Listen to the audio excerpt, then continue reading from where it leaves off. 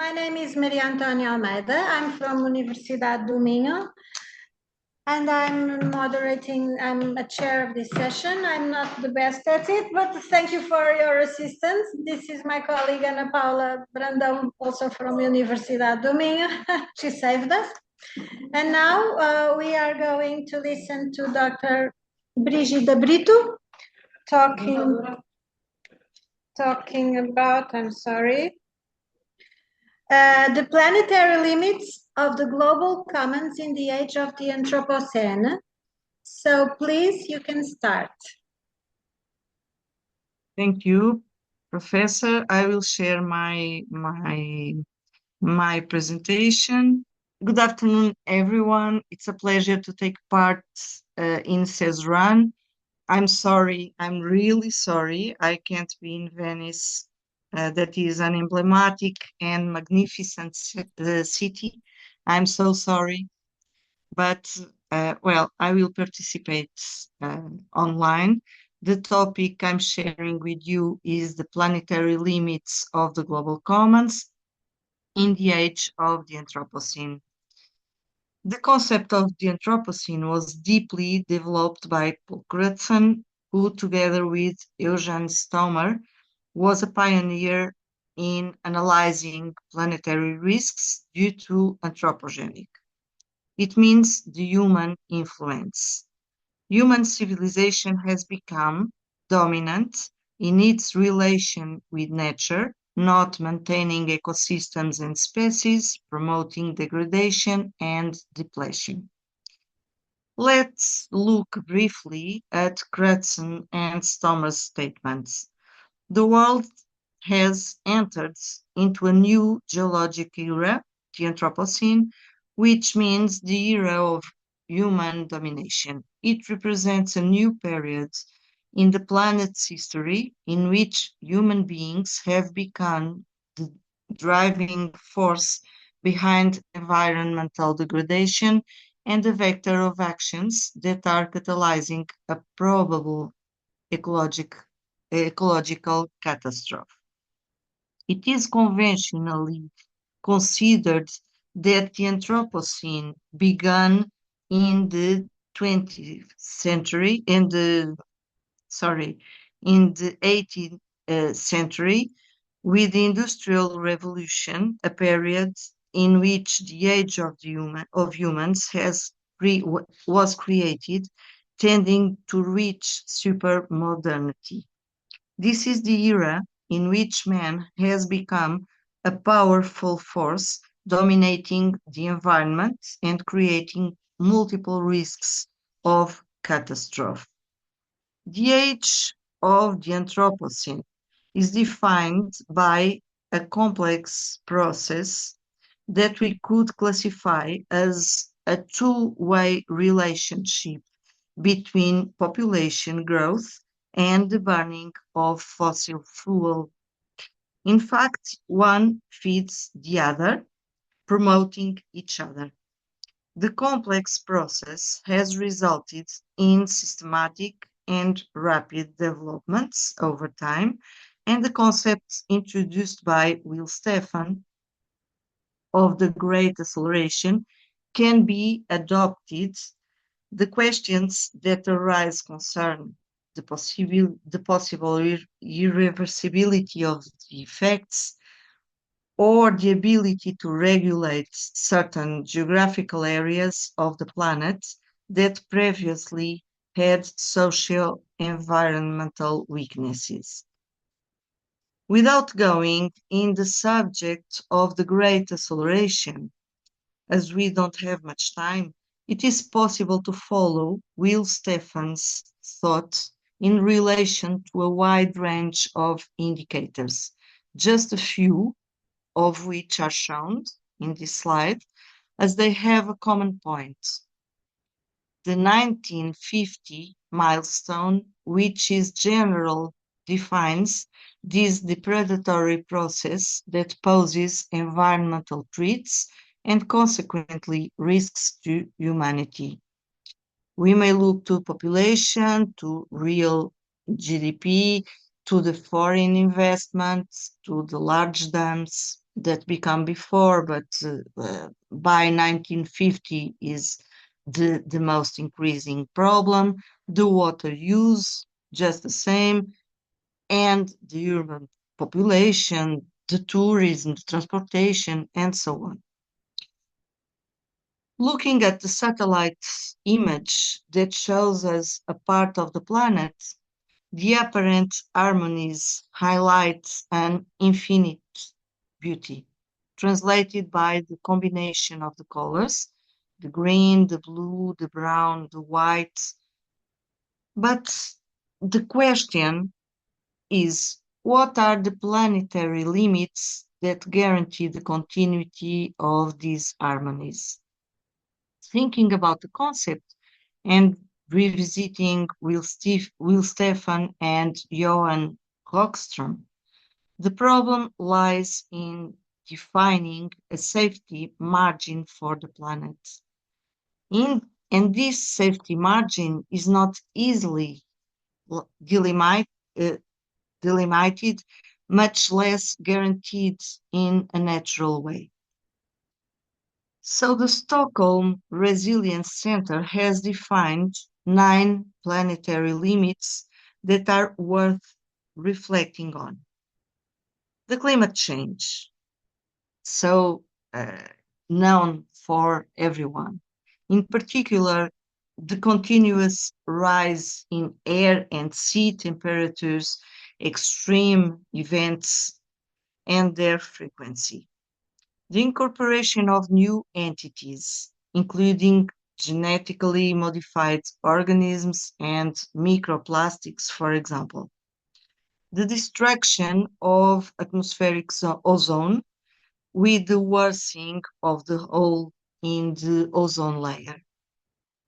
Loading of atmospheric aerosols, namely the contamination of the atmosphere by aerosols produced by humans and microparticles resulting from the burning of fossil fuels and forests fires. The acidification of the oceans, in particular the worst of coral bleaching, with the possibility of extinction in some regions of the world, the biochemical flows, including the phosphorus and nitrogen cycles, with excessive use of chemical fertilizers in the soil, the use of fresh water, a vital resource that represents only 2.5% of all the water available on the planet, and is under pressure from intensive agriculture, raising, and livestock farming. The change in land use.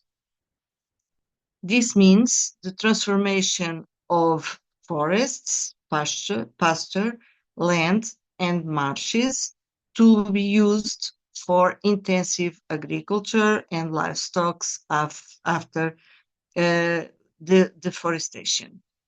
And the biosphere integrity, that means the biodiversity in the ocean, the biodiversity in land, about the plants, the flora, about the animals, the fauna.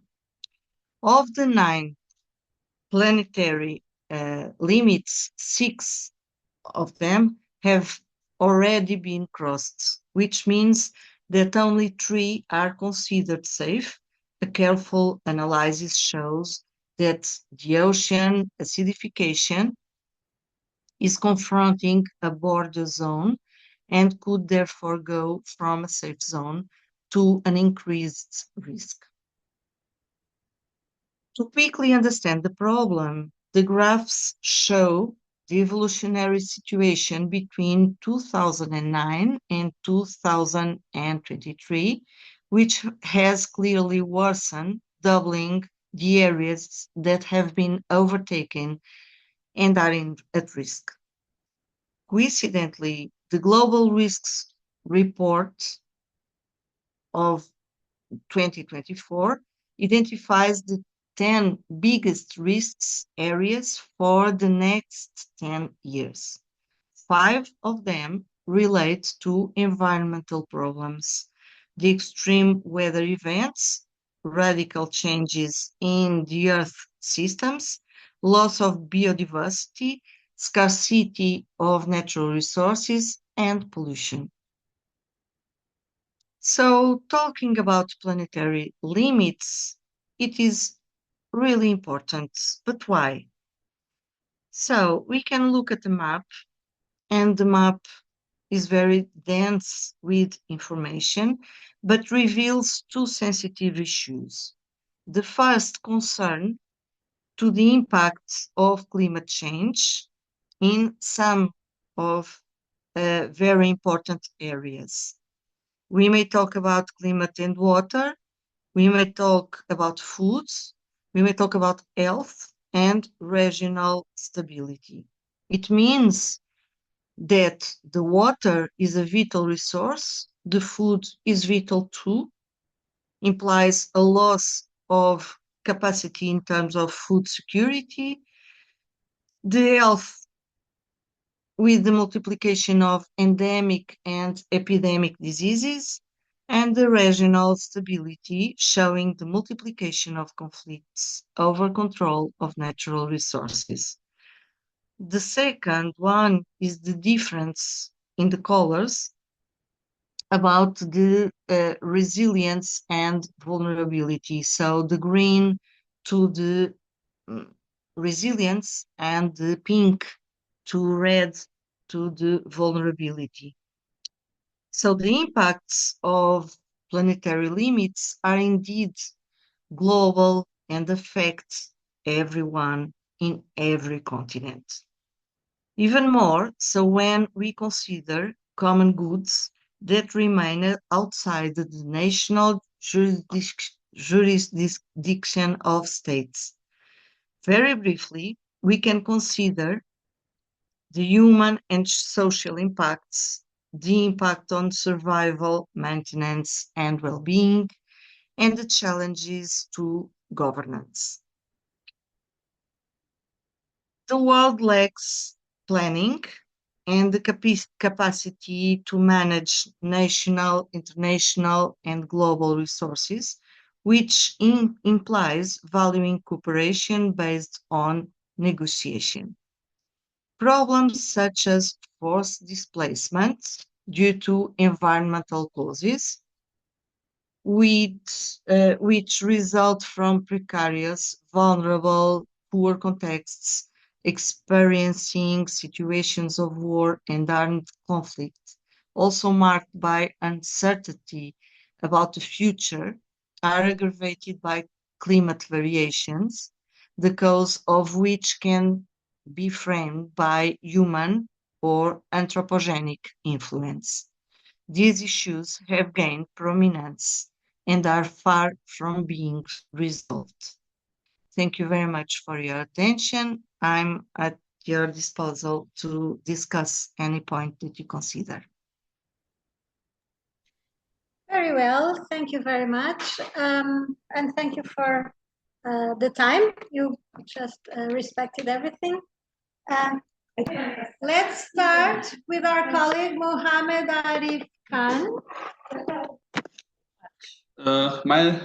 Thank you very much to CESRAN and the Honorable Chair and the panelists, please.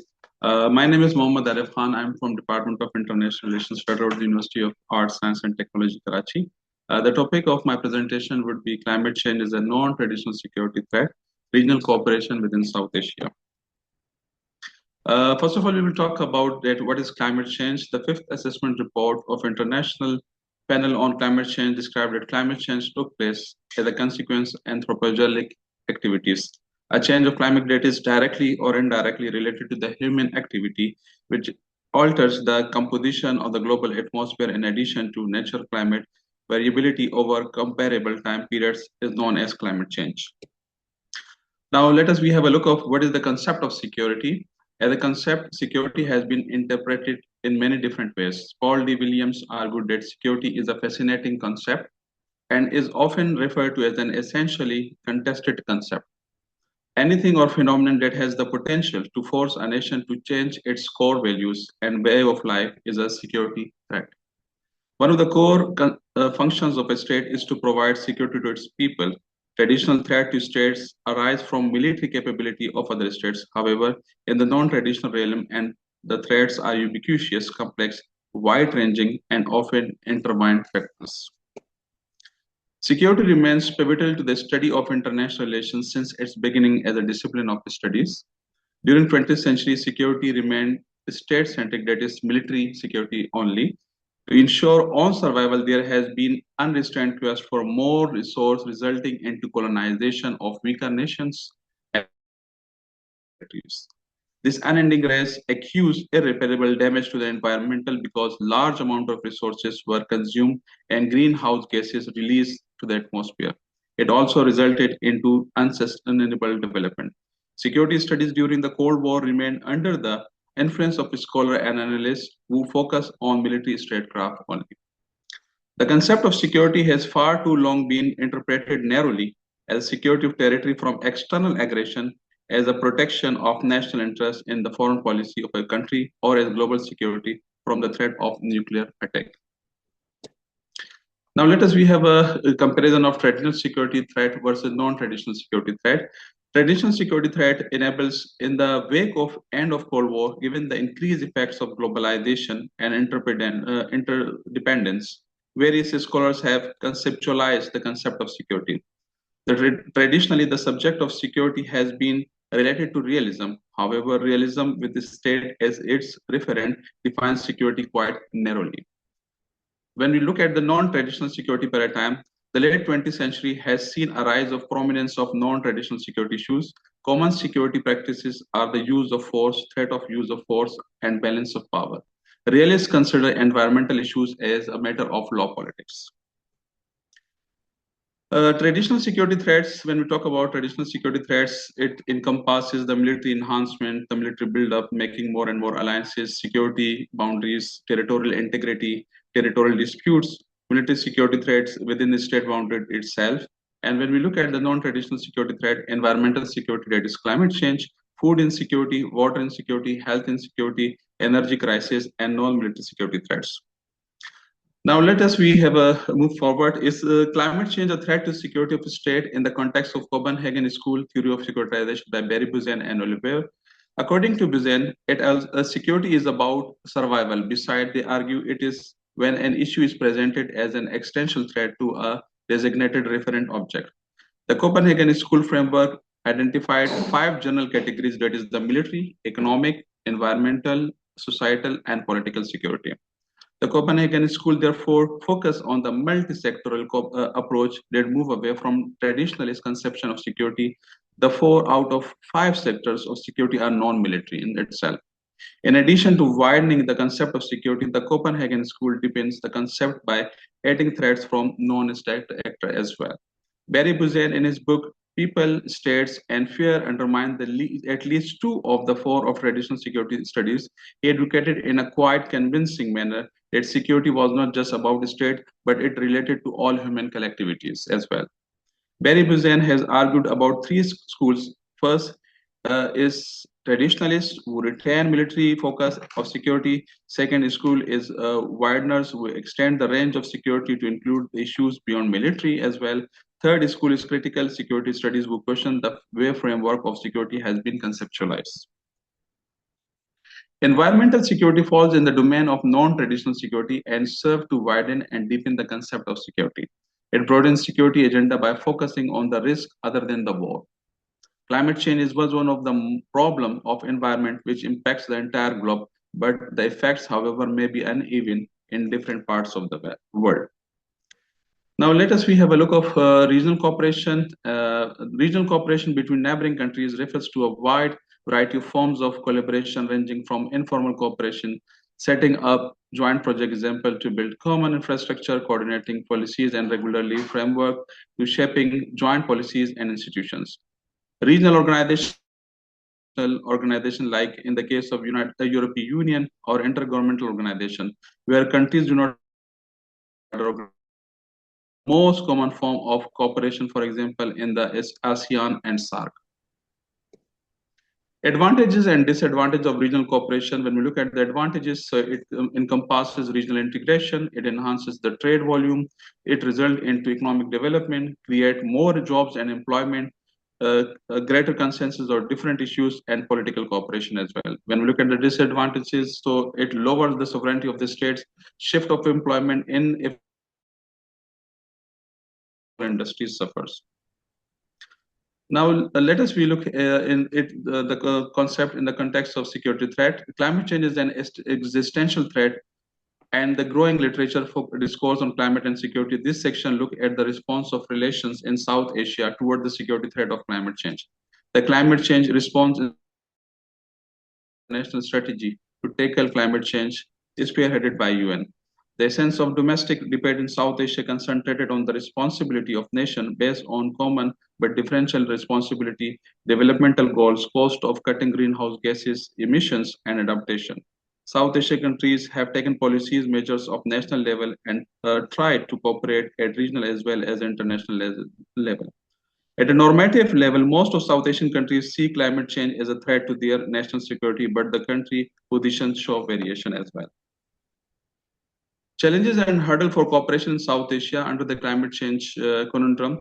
Maldives fighting climate change is a fight for existence and consider climate change as a threat to the rights and security of everyone on Earth. That's why they had a meeting of cabinet in 2009 under the sea in order to make the world realize that climate is a very big problem for Maldives. Climate change through the prism of UN negotiation considered as an environmental issue. India's position on climate change at national and international level has been conflicting. In fact, National Action Plan on Climate Change 2008 of India is conspicuous by its absence to even mention the term security. Indian representatives from time to time have like USA and UK to label climate change as a threat to international peace and security, which needs to be considered under the ambit of security concern. Bangladesh has advocated a supporting approach to considering the security implications of global warming. Climate policy of Pakistan clearly considered climate change as affecting the security, especially in the context of water, food, and energy, and has emphasized international and regional cooperation as well. How climate change could be an opportunity for regional cooperation within South Asia. The general acknowledgement and policy stand regarding climate change and security in the region has not been translated into political policy actions. Climate change is related as a major environmental threat. The major apparent concern identified by the state in the region is the increase in the frequency of floods or droughts and energy security. Climate change is a security threat which fulfills all the above characteristics and cannot be addressed by states alone.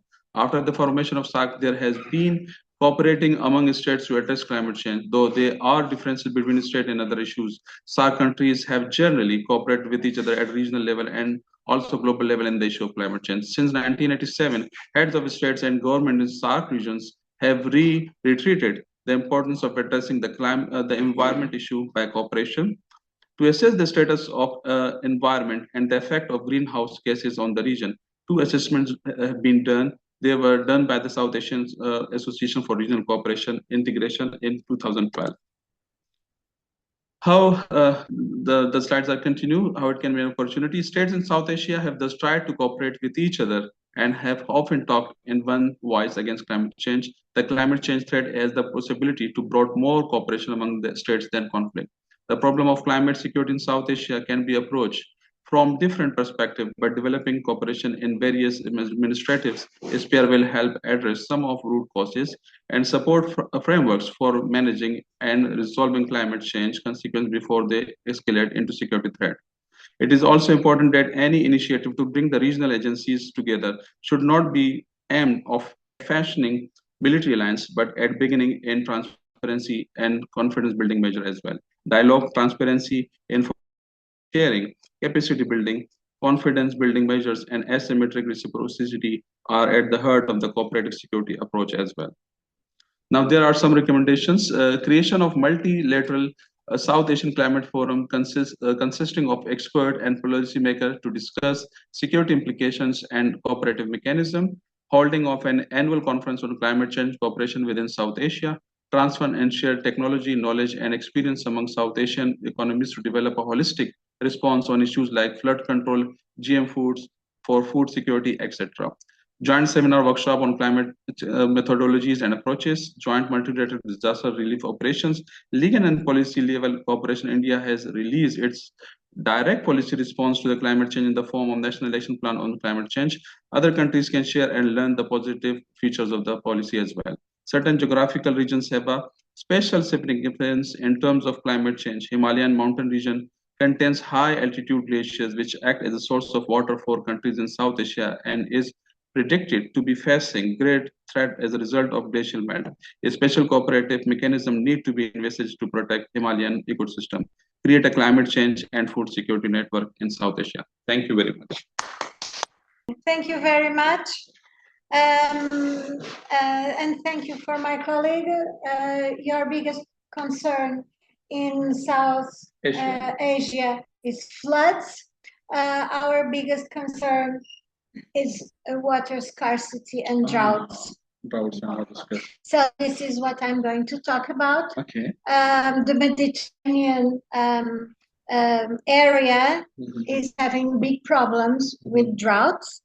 And I'm going to talk about water sustainability in the Iberian Peninsula. And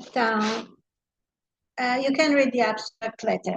I'm an historian. I always like to make a history context. And yes, the Iberian Peninsula has had water problems for millennia. So ever since the first settlers, there were water management techniques. And when we were invaded by the Romans brought lots of techniques to manage water, like this aqueduct that I show here. And water management in mountain areas with terraces to keep water in the fields, and also wells to bring water to the surface. This is an Arab technique because the Iberian Peninsula was also invaded by the Arabs, who brought many important water techniques that we still use nowadays. And then in the 20th century, the states, both in Spain and Portugal, considered it very important as a national policy to build dams. Dams were very important as for multiple purposes: demographic, economical, cultural, social development of the people, to supply electricity and build our industries.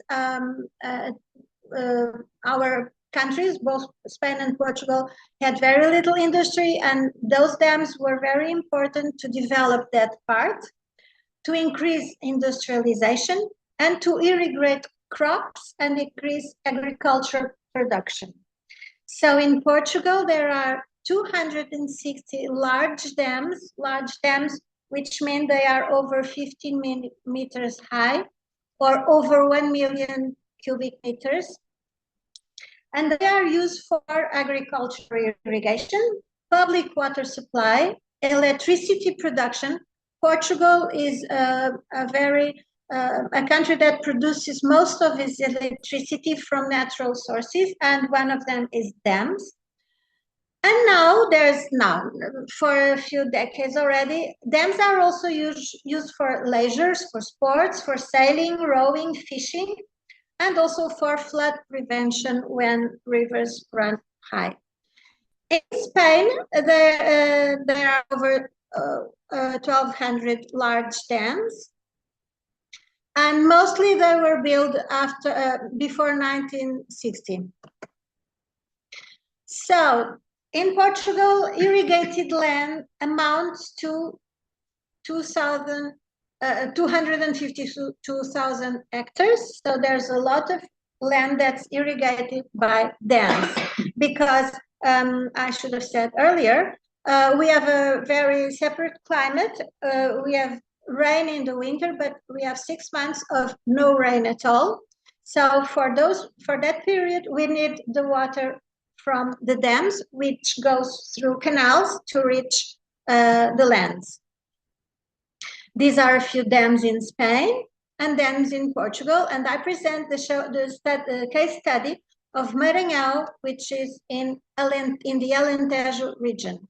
This is the south of Portugal, and you can see with the clip-on the Maranhão Dam.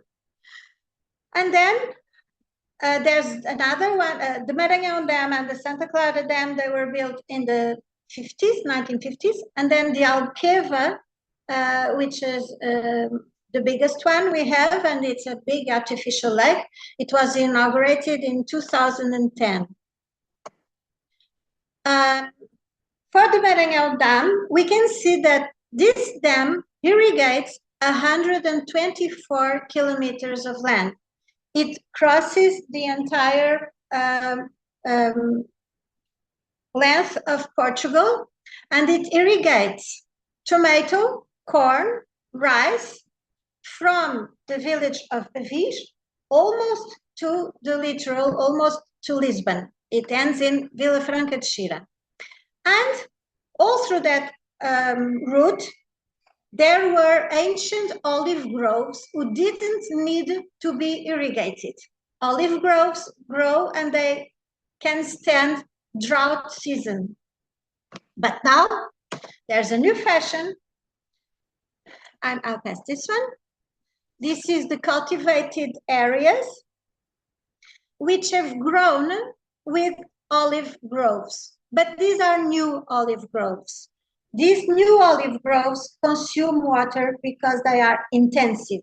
So the water has begun to be used for olive groves. So, making a context of water scarcity in the European Union, water scarcity and droughts occur when water demands exceed the sustainable supply of natural systems.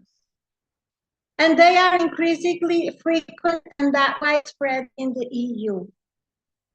Water scarcity is seasonal, annual, and sometimes it can be multi-annual, as it has happened in Portugal for 5 years. Let's go on. My case study is the Maranhão Reservoir, and there were a few years in the last 5, from 2017 to 2022, where the dam has reached under 20% of its capacity. It went down, and this is what happened. The dam completely dried off. This is me taking a picture at the floor of the dam.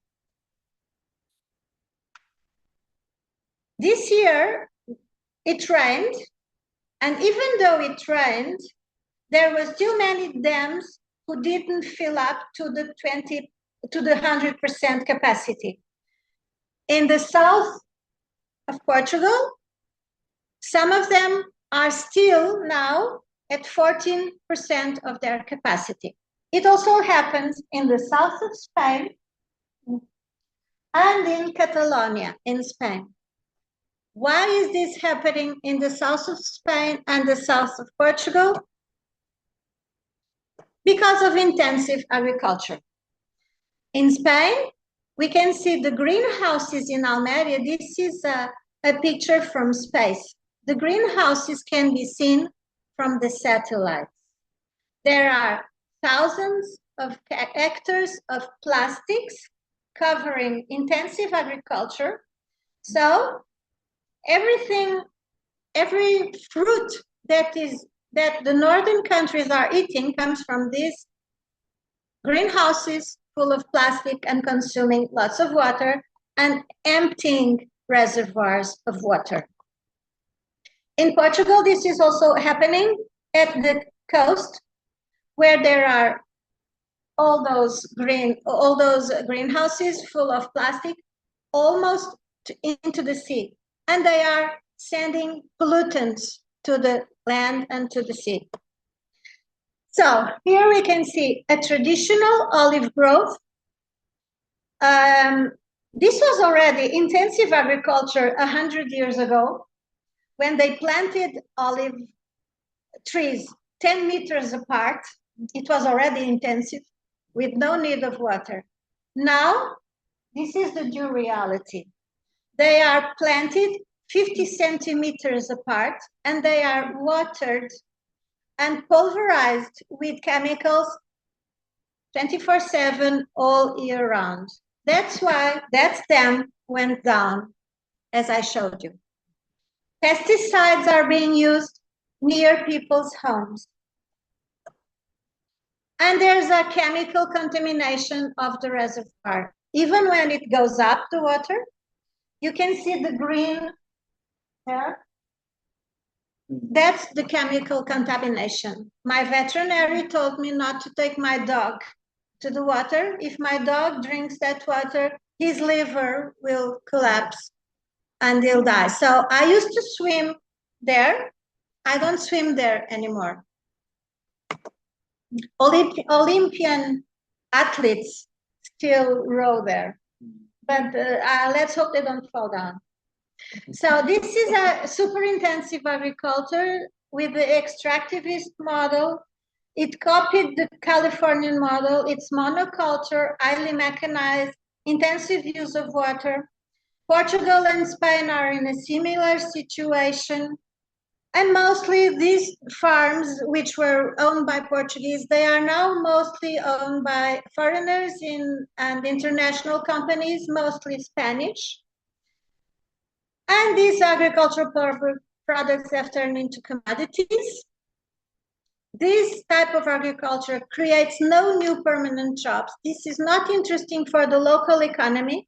They only create temporary jobs with low wages and illegal immigrants living in the worst possible conditions. It's a shame in a country which had a revolution 50 years ago with the important legislation for labor, and then they use this type of immigrants and there's no control at all. They go around the roads walking. We don't know where they're going, and it's a bit shameful for me as a Portuguese person to have these people working in bad conditions. I don't know what are their wages. I don't know what kind of conditions they have, and no one controls them. And they didn't like it that I took their picture. So this is an illegal picture. At the same time, we also have excess tourism. And tourism also is a very important consumer of water. And also it emits gas emissions, and it transforms the land, and it generates important carbon footprint. And there are luxury resorts being built by the sea without water, and they are putting their golf courses, which consume a lot of water. So in our last anniversary of the 25th revolution, there's a parade always to commemorate the revolution. And one of the banners said, we had the carnation revolution, but now we have no water for carnations. And another banner said, take your hands off Alentejo, and freedom only with biodiversity. So yes, there are many local ONGs who advocate for a more sustainable agriculture and touristic model.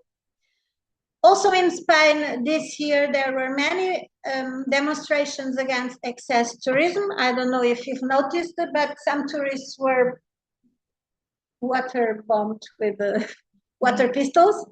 Yes, there is excess tourism. We are in a city where it happens.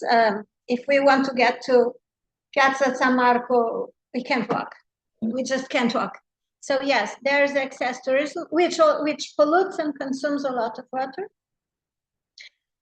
The states are proposing solutions, for instance, building new dams, transferring water from north to south, desalination of seawater.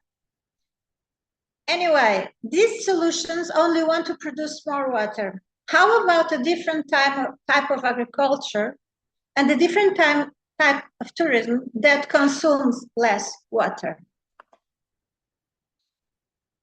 There are some conflicts in Portugal because of this, because both sides of our border are using water for intensive agriculture. They are going to pick water from underground aquifers.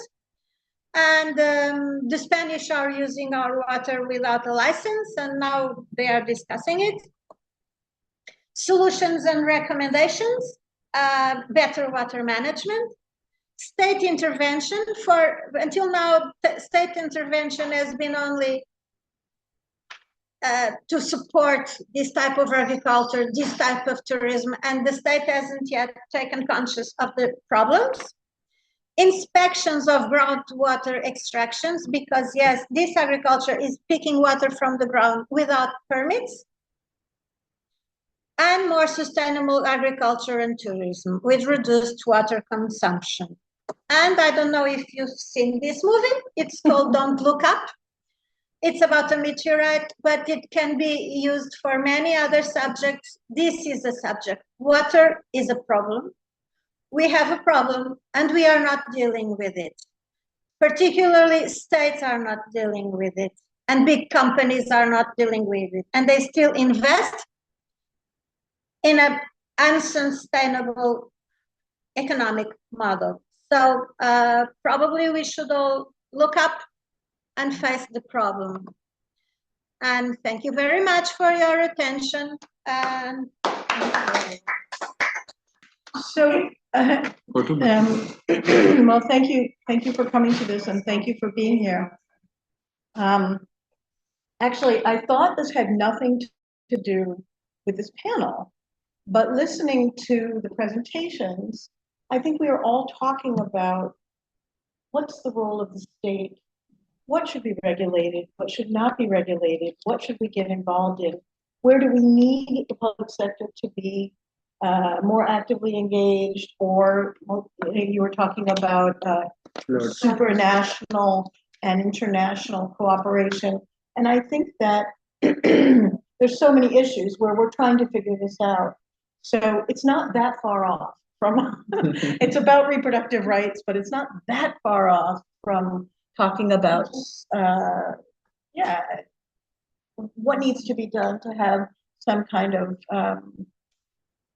thoughtful kind of equality and access and care from the public sector. So I'm not going to talk for very long. I have just a few slides. This is based on a much bigger study. I'm just going to talk about one aspect of it. I'm from the University of New York. If there's time, I'm going to talk a little bit about the United States politics around this issue. We have an election coming up where it's a very big concern. But my work is not specifically about the United States, but I'm happy to give my opinion about things if you're it's free needed. to do it. This is a freedom. So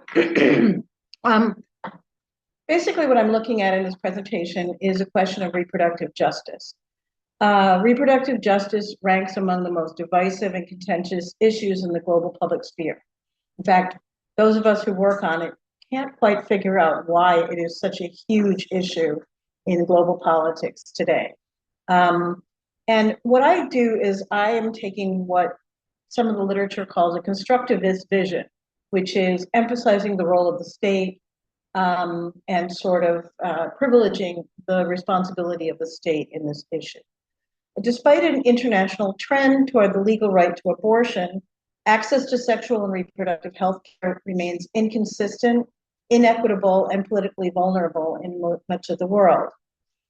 Globally, legislative and judicial decisions have largely favored increased liberalization in this area, yet the backlash against the voluntary termination of pregnancy continues to expand.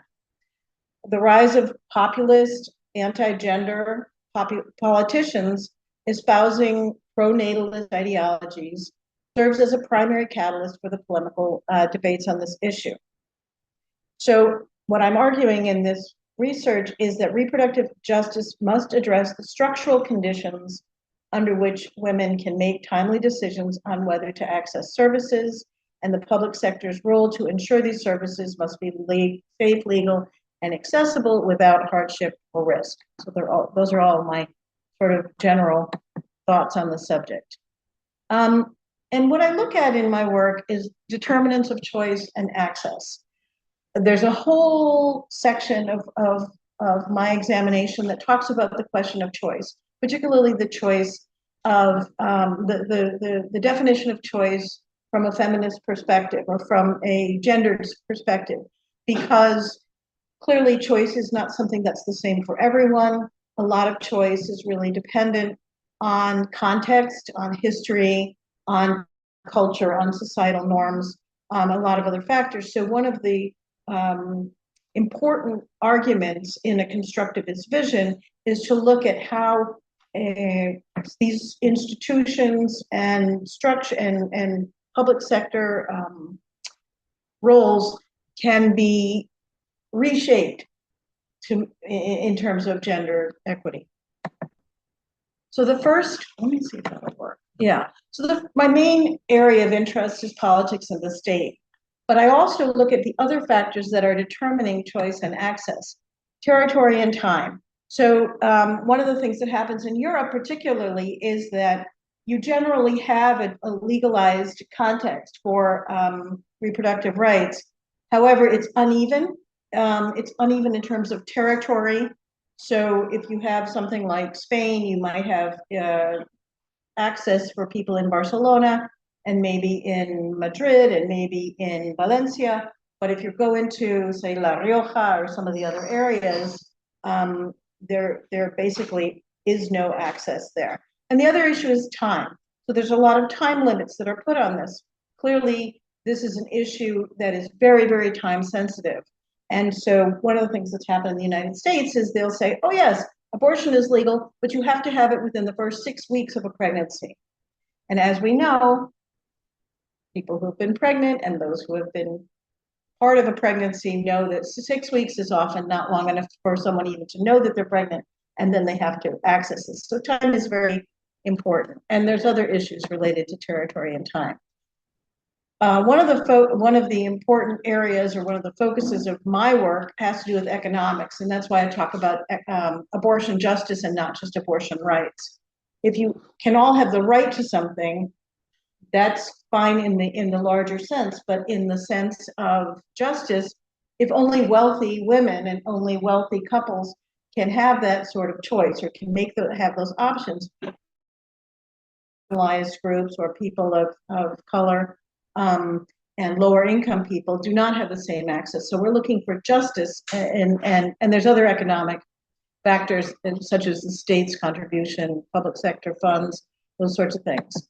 Religion and culture, the countries that I study are generally historically Catholic countries, although I put that sort of in parentheses because Catholicism sometimes comes to bear on it, and sometimes it doesn't, and I don't lump all Catholic countries together into one category.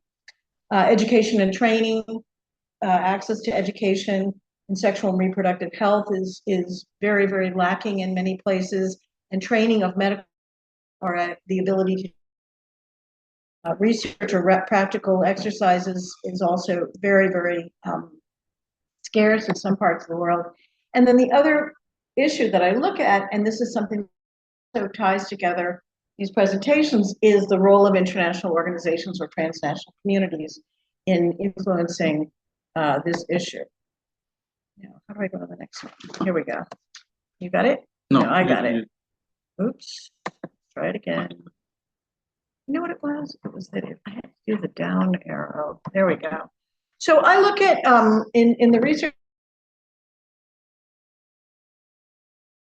the cases of Argentina, Colombia, Ireland, Poland, and Spain. I'm also talking about the United States because I'm from there, and it's the case that I'm the most familiar with. So in all of these cases, there has been progress toward abortion rights. There's been progress toward legislation, and so what I always call it is sort of one step forward, two steps back in looking at this issue. Argentina was one of the first countries that had major progress. In 2020, the legislature approved legal elective abortion in the first 14 weeks of pregnancy. But as we know, elections count. And so under the new president, an increasing number of doctors and healthcare providers refuse to conduct this procedure. The president is pushing very hard to repeal or to overturn the law that legalizes terminations of pregnancy. In Colombia had very, very far-reaching, their constitutional court decriminalized abortion in the first 24 weeks of pregnancy in 2022, but a lack of information and access has resulted in less than 10% of abortions taking place legally. So even where it's legal, people can't access it, and that's really for some of the variables and the factors that I pointed out at the beginning. In Ireland, which is probably, I would say, the most Catholic country of the countries that I'm looking at in terms of the church's influence in education and in society and culture, they had a referendum, and after the referendum, they repealed the Eighth Amendment to their constitution, which had banned abortion. But there are many limitations on it, including a 3-day waiting period. And again, if you're in Dublin, you generally have access, but if you're in the western part of the country, it's practically non-existent. Poland is really the country that had the biggest change, that really banned, for the most part, banned abortion. It was only allowed in cases of rape, incest, or it is only allowed in cases of rape, incest, or danger to a woman's life. The new government coalition is attempting some reforms, but they've run into all kinds of roadblocks because of the coalition and because of their inability to come to an agreement among the elected officials. And so they're moving toward some liberalization, but they are still facing great barriers. And in Spain has had legal abortion since 2010. It's been legal up to 14 weeks, and they just rejected a challenge to their law in 20. Limitations exist, and about 90% of abortions take place in private clinics. They do not take place in public hospitals, and again, this becomes an economic problem. And as I wrote at the bottom of this, the exception is the United States, where the United States, since the early 1970s, had a Supreme Court decision that permitted abortion it had several decisions, but it had one major decision, Roe versus Wade, that allowed for abortion to take place, and that was overturned in 2022 after the former president, President Trump, was able to appoint three new judges to the Supreme Court, and the Supreme Court voted to overturn it. And so now they've returned the decision of whether and when to allow abortions to the individual states, and that varies again tremendously in terms of the territory. So I think I just skipped one. Did I skip one? Yeah, I skipped one. yes, Yeah. yes. So I talk a little bit about the role of the state, and what the point that I make about constitutions and constitutional changes, which is what I mentioned a couple of times in these different case studies, is that constitutionality generally prohibits the banning or criminalization of abortion, making it a negative right, meaning it's a right not to be punished. So this goes to people here, if you study political theory and you're familiar with kind of liberties and positive liberties, well, his idea was, you want to have the right not to be punished for something. The problem is that unless you have a positive right, which also allows for access, allows for the state guaranteeing that you can actually do something that is your right, without that yes, you won't get punished for it, but there's no guarantee, there's no process by which you are actually given the opportunity to exercise that right. So, right that fails to guarantee that a person with an unwanted pregnancy can actually terminate it. And as such, abortion is available de jure, but not de facto. So it's by law, but you can't really get one. By abdicating its role in ensuring abortion access, the state creates a space for neoconservative stakeholders to attack its availability and provision. And this is what we've seen a lot in the United States. What are the legal, political, and social circumstances that affect reproductive health services in these countries? So again, if you do not have criminalization, if you say, okay, you can't be punished for it, but we can't really allow it, this allows for political stakeholders very opposed to it to come in. We will not make it unconstitutional, but we will go in and limit it and restrict it and make reforms so that it makes it practically impossible to have access. Again, getting to what my colleagues have been talking about, it's the question of local versus national versus international or supranational institutions. Where and by whom should such decisions be made? Should the European Parliament, the Organization of American States, the United Nations, the Catholic Church, should they be involved at all? Should they be weighing in on this? Should they be cracking down on it?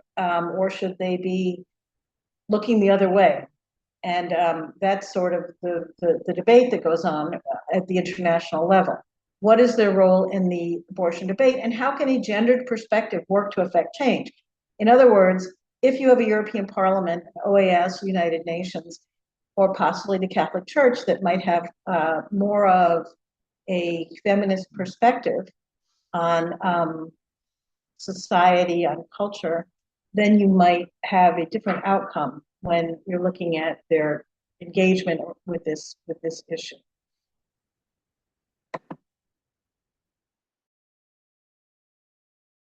That was the last one.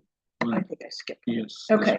So this constructivist vision of the state that I talk about is this idea that the role of the state must fulfill its obligations to pregnant women and provide equitable sexual and reproductive health services. There is a need for positive obligations on states to pursue women's reproductive rights.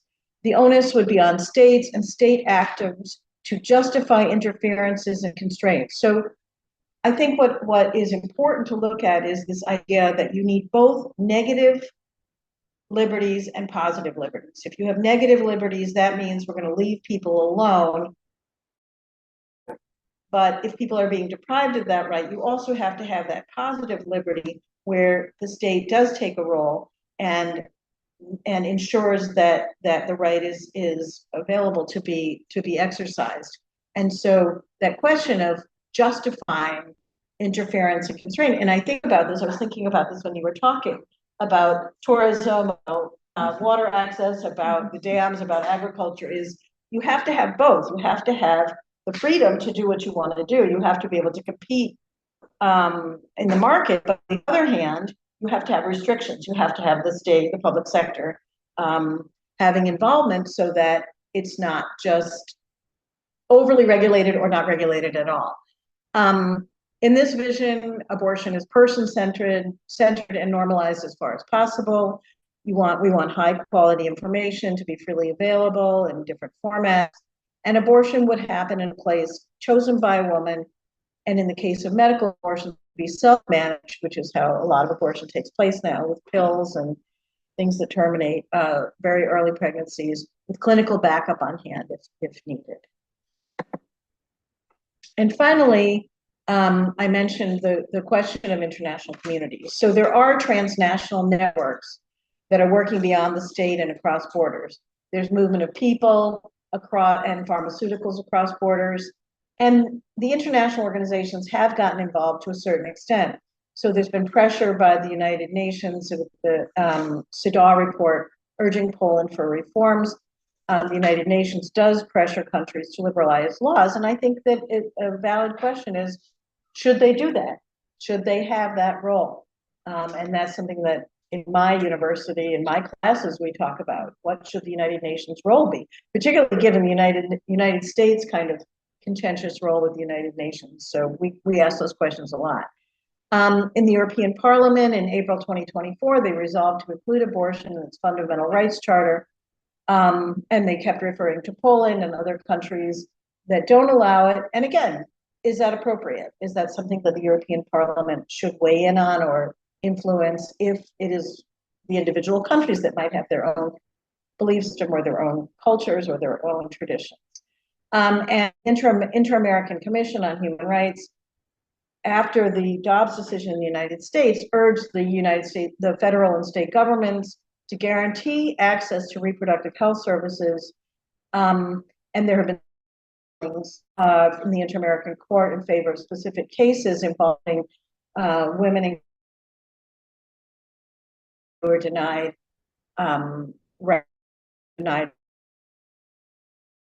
healthcare. And again, I raise these questions. Clearly, I believe that there should be a positive role for the state in this, but I also believe very much in respecting people's cultures and religions. And I think that the fundamental issue is that of choice. And how do you, as a state, impose your will when there is a huge divergence in how people define what choice means? So that's all I have to say. I would just like to add, and thank you for your presentation. Oh, thank you. I would just like to add as a proud Portuguese, that one of the conquests of our revolution was the National Health Service. And you mentioned that part is important, that people should have access not only to education, but the means. And yes, the Portuguese National Health Service provides planning, Contraception. contraception, all for free. So people can just go to the health center and use every possible method for free.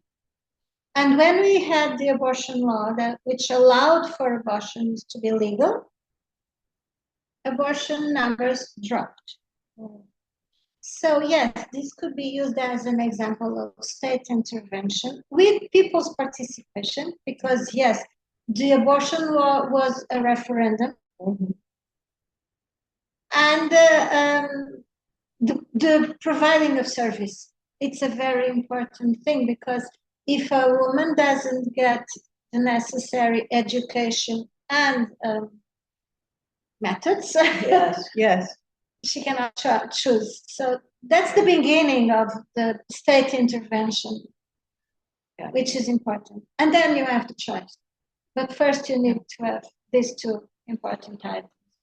And yes, I believe that probably they put you in this section because you said biopolitics. Biopolitics means something different in that case, I think. But yes, it's an important issue. Should states intervene? Should international organizations intervene? We are dealing with important issues that should have state intervention in mind. But which state? Are states intervening correctly or not? What can people do? Can citizens move on? So let's open the floor. Let me ask Brigida. Brigida, do you want to intervene? No. Okay, so No. let's take Thank you. Thank you. Yeah, if I can add to that issue and that question you raised, like should, for instance, the European Union intervene when abortion rights are not guaranteed in a place like Poland? I was wondering, wasn't it an entry requirement to join the EU that countries need to have certain rights in order before they're allowed to become EU members? And wouldn't abortion be one of those things that has to be settled? And if that's indeed the case, my answer would be then surely the European Parliament or the EU has every right to enforce that, because that was an entry requirement in the first place. Well, I think that what happened last April is that the European Parliament had a debate about whether or not abortion should be included as a fundamental right in its charter. And I think that they voted that it should be considered a fundamental right, but I'm not sure if it's in the charter. No, it certainly has not been in the charter. I know that they have pressured countries, and that's one of the reasons that Ireland pushed to repeal its amendment banning abortion, because it was sort of like, well, you're going to be in the European Union, you have to. We encourage this. But I think that there's enough countries that are pushing back, that are in the European Union. I mean, I look at what's happening in Italy right now. There's a big push in Italy to roll back some of the abortion rights. I know that the Prime Minister has gotten involved in the case. I just wrote something down this morning about Italy that said over 60% of the gynecologists and obstetricians in Italy are conscientious objectors. Yes. And this is also true all over the place. It's true in Spain. It's true. I don't know about Portugal. Yes, they but can be. They can be, and that's perfectly fine. I mean, but I think that when you have political, I guess to answer your question, when you have political pressure within the European Union, they're not going to hold it as a hard and fast rule that you must legalize abortion. I don't think they can do that. That's over. I don't know. I'm not European. I mean, if the nations told us in the United States that we had to, in fact, we don't even sign most of the conventions, protocols. I say we, my government, not me, doesn't even sign most of the conventions and protocols in the United Nations because they think that they might force us to legalize abortion. Yeah, but I mean, for me, it would come down to that term encourage that we use. If the EU encourages candidate members to legalize abortion, but it's not an actual legal requirement that they do so before they enter, right? Then I would say yes, they have a leg to stand on. If it's actually in the EU requirement, I don't think so. I don't think so. Yeah, no, there is some leeway, I would say. Because I mean, Poland would never. Poland's having a lot of trouble with that issue. I know now, and I think other countries are as well. Still, in general, I would say, the whole idea is that it can impose laws that supersede national law, right? that doesn't just go for abortion. There's lots of different issues. There's lots of legislation coming across these days. So I don't see a problem in principle. I mean, but then it would have to be adapted. All those laws have to come down and be adapted to the national legislation. Yes. And some governments just don't. I know. Then I would say that those governments are in the wrong. Well, it's interesting that you say that because the Inter-American Court on Human Rights has ruled against a number of countries on this issue: El Salvador, Nicaragua, Peru. I mean, you can go through a list of them. Haiti, probably. And they sort of shrug their shoulders. They say, "Oh yeah, El Salvador, Peru. You know, I guess the Inter-American system is really mad at us." But then they don't do anything. They don't change it. Yeah, well, that's, I think, the same discussion we were having this morning at the climate panel, where there's lots of green legislation where countries are held to certain standards and other countries shrug their shoulders. But my country, the Netherlands included, and then they said, yeah, well, sure, the court rules it, but that was undermining the entire legal system, or the foundations of the EU in this particular example.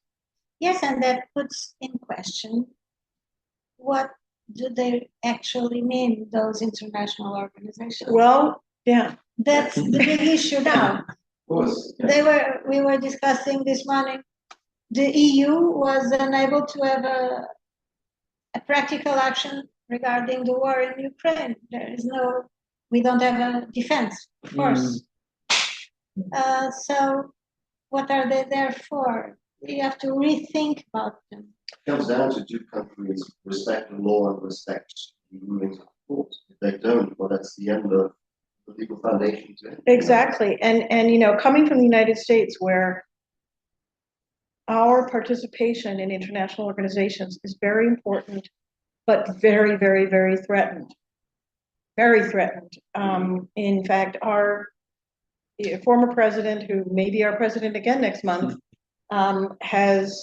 would pull us out of the United Nations, would pull us out of NATO, would pull us out of almost, you know, all the other major agreements. I mean, that's why I think that those of us who are writing about this or who are advocating for these issues, I mean, we really, I think, feel a sense of urgency from the United States. We come to Europe and they're like, everybody's agreeable, at least it looks like from our perspective, because people generally support the public sector, they support the states, they support the international system. More than we do, more than it all depends where you sit, because coming from what we're looking at. I wouldn't ask the current Dutch government either, to be honest. So I I think think that's eroding in Europe as well. the Brigida also explained very well the climatic problem, the planet problem. But then yesterday, when we were at the opening conference, someone asked, why don't politicians do what political scientists write? And yes, we know a lot of things, we study a lot of things. Brigida presented the graphics, and he presented all those things, and we write a lot of things, but does anyone read what we write? It matters a lot, you know. Politicians Yes. care about what scientists are doing, because we are doing important things. Scientists are presenting evidence, and then nothing happens because they don't care. Read what we write, and they do just what they want, and particularly they do what's profitable economically. So sometimes I feel that what we And are how doing, they can get votes in the next election. of course. Yeah. This is Well, I don't see it quite that pessimistically. I mean, I think that we have a lot of people who are very influential. Celebrities, we have a big celebrity problem, but a lot of people who are influential, who speak out publicly, who are in sort of our think tanks and our research centers, and they do. I think I mean I would look at the issue of climate change only from the yelling of the scientists, the yelling and fighting of the scientists over all of these years, that anything has happened at all. Because if you left it up to the capitalists, at least in my country, the planet would be gone by now. We would have done nothing. And I think that the way, even the few regulations, the few things that have been rolled back, the few things that have gotten better, the fact that that our country even talks about climate change at all is because of the yelling and screaming, I think, of academia and of the scientists. If it was left up to Wall Street, you know, we would be, I mean, Central Park in New York would be a shopping mall by now, you know, with a huge parking lot. And I mean, it practically is, but they've managed, and without us, I really believe this, without us, without the academics and the scientists, things would be much, much, much worse. Don't you think so? Don't you think so? I know that my public can be counted in one or two hands. People who read my work. And sometimes, for instance, 2 weeks ago, we had huge fires in Portugal. Huge fires, people died. It's a very big issue. It's the thing that has to be regarded by politicians. But now it started raining. So fires are last week's concern. So we'll only do it next summer. I know. And people died. And the president went to the funeral. But next week, everything stops and the conversation stops. Oh, I know. So yes, we can write our projects, and we can write our. I'm a bit pessimistic about what I do. What we are doing, maybe it can be a drop in an ocean, but it matters a lot, you know, like what we are writing, what we are identifying. A day will come when they will realize, maybe if they are not realizing it now. I think it's. What did you say? Mm-hmm. What? Say that the world will be finished. Yeah, she's saying the world will be finished if, like the climate change and these issues, you know, if it has not been taken seriously, the climate change issue. Absolutely. But I think that there's enough, I think that people do begin to, I mean, even if you look at like sort of the move toward electric cars, the move away from fossil fuels, the sorts of